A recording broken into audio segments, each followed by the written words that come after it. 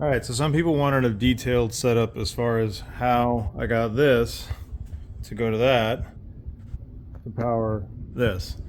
So this is a ProTran 2, right? It has 1, 2, 3, 4 single pole and a dual pole, right? So you can swap these out as needed, but you can't exceed 30, 20, 20, 20, 20, right? As far as these goes, and your guide is right here. So how we had this set up, right, is my thermostat is set on heat 2 for whatever reason, and then my AC handler for downstairs is aircon 1. So now the amperage on heat 2 is 30, but remember that's if you're using the heat. So what we thought about doing, which ended up working in this case, was if we don't run the heat, just the aircon, but we supply power to heat 2 to get the thermostat to come on, and it worked. So this 30 amp is going to aircon 1, and then this is going to heat 2. I know that it's under amperage, but it didn't trip. And then this one is going to the living room. This one is going to the garage.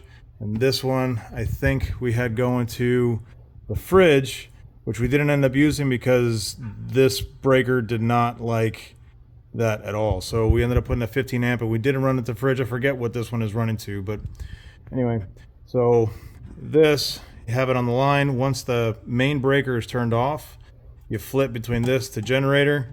Your power displays are here, right? And then that's what runs power from that outlet to there, to that box.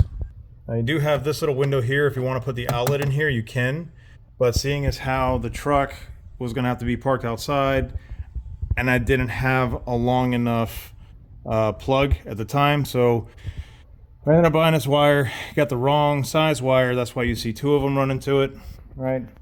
And then inside this box,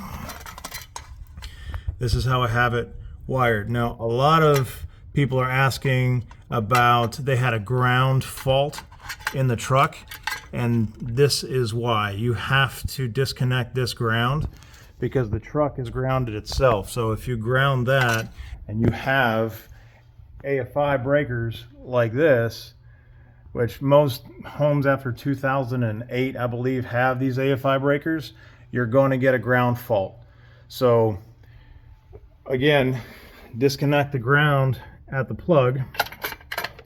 And once you do that, you plug in this, you plug that into here, turn that on, and voila, you got power.